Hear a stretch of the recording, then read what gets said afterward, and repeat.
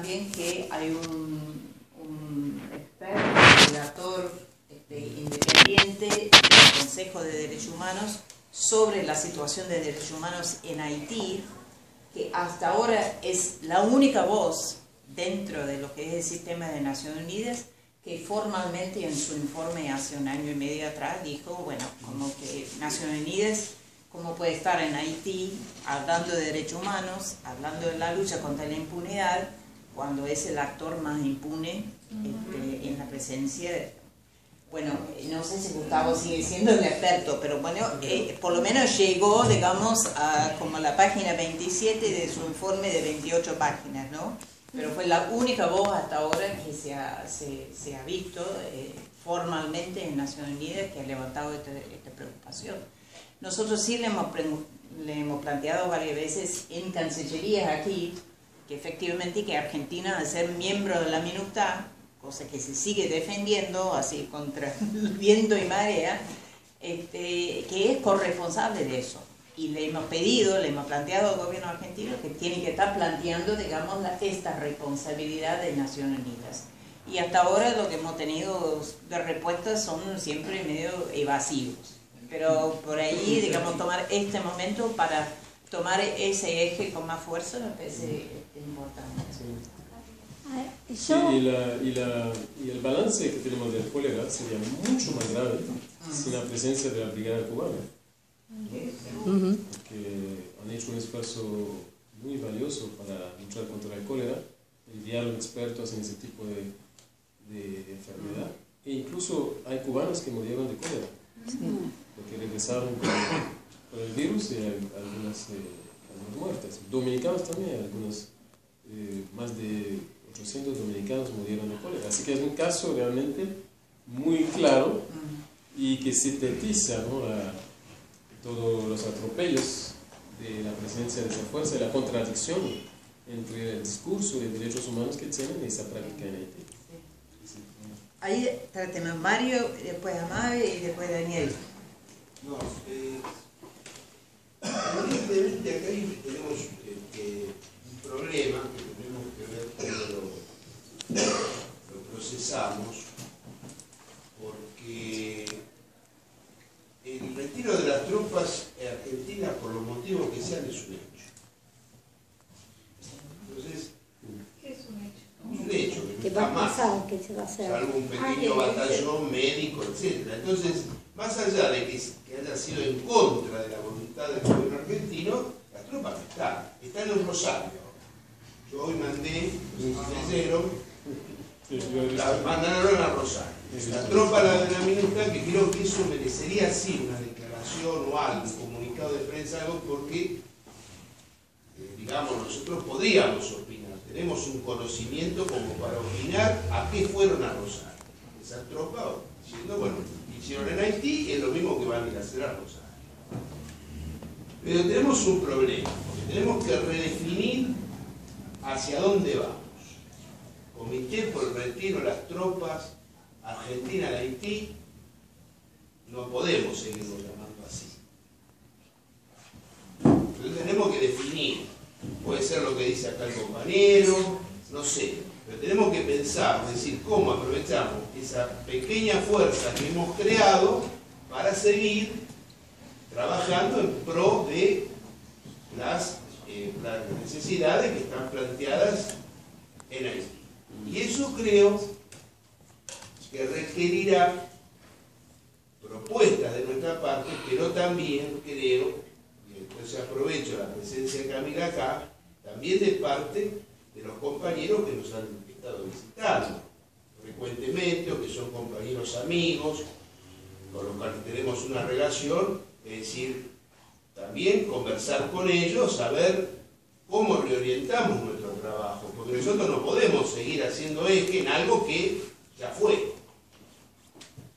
Entonces, ese es un problema que me parece a mí tiene que por lo menos quedar claro en esta reunión que estamos teniendo, más amplia porque es una reunión abierta, pero me parece que nos debemos una discusión cómo reorientamos las tareas del comité.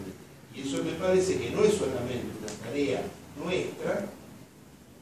que es una tarea en conjunto con los compañeros que nos han venido acompañando, qué sé yo, Ramírez, el senador Moise, Henry, que hoy no está acá, en fin, hay una serie de compañeros que han participado haitianos activamente en nuestras actividades. Bueno, ellos también tienen de alguna manera decir, claro, necesitamos esto, otro, ¿qué cosa? Por ahí sintetizando alguna cosa que Camille dijo al principio, digamos, de la charla, lo que se me ocurre y lo tiro, digamos, para que sigamos conversando.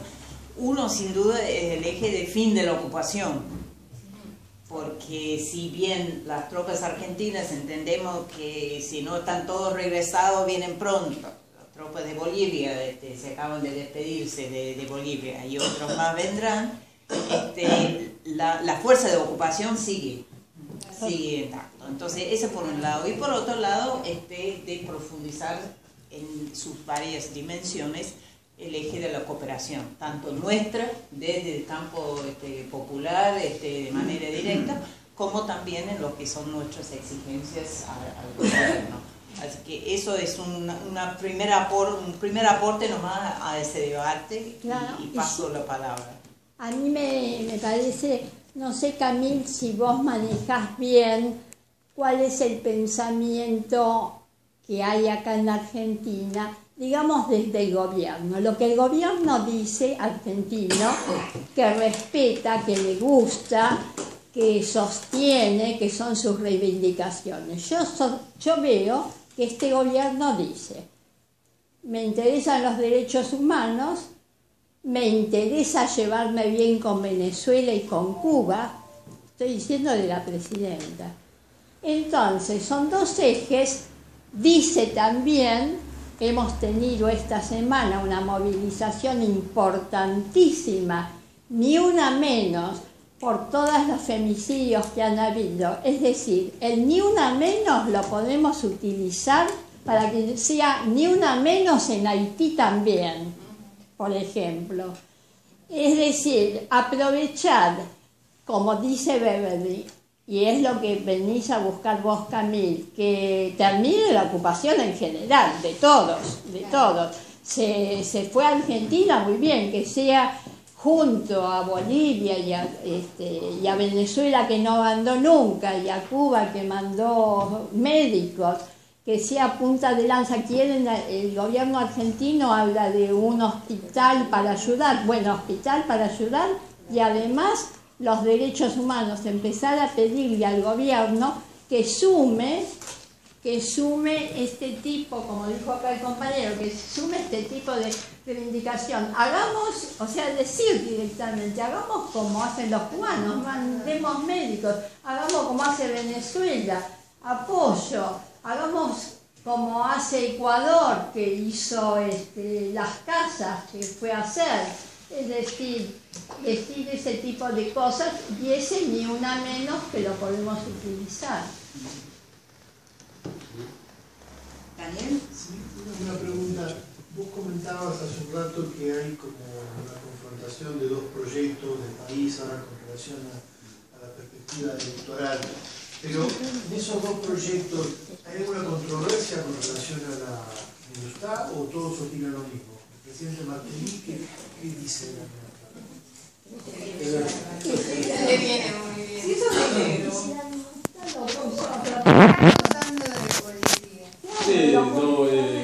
Martelly siempre hizo declaraciones a favor de la MINUSTAH y siempre escribe para solicitar la renovación del mandato cada año, ¿no?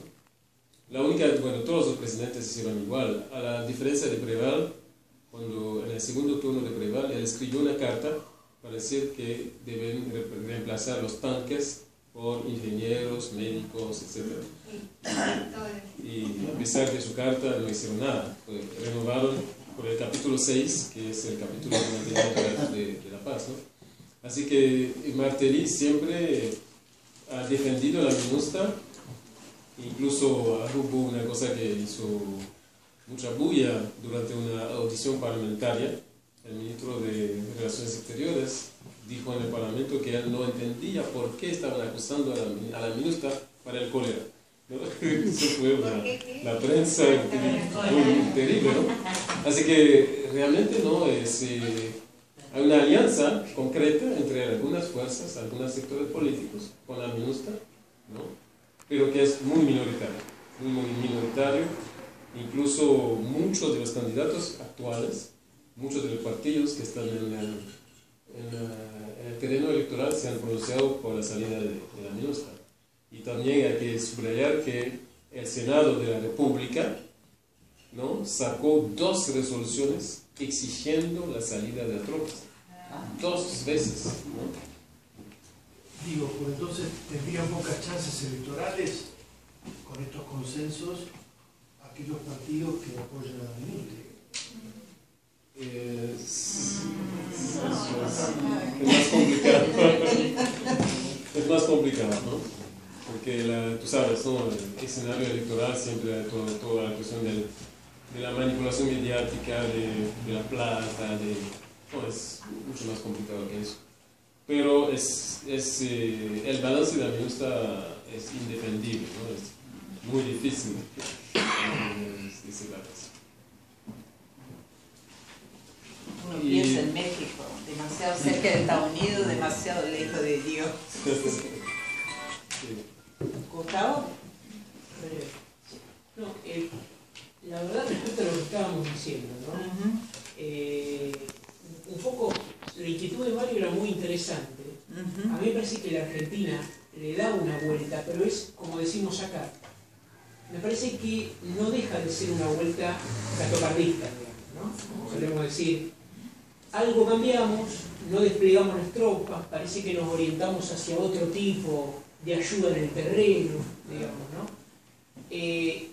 Pero a la vez, yo lo que recuerdo que cuando se tenía que empezar a implementarse el retiro de las tropas, nos pasó que tratamos, por ejemplo, más allá del área de relaciones exteriores, en el área de defensa, porque Rossi había mandado una comunicación muy escueta, muy breve al respecto, pero no hubo manera, como decimos acá, de que le entrara una bala respecto a que aclararan de qué se trataba, digamos, del tema.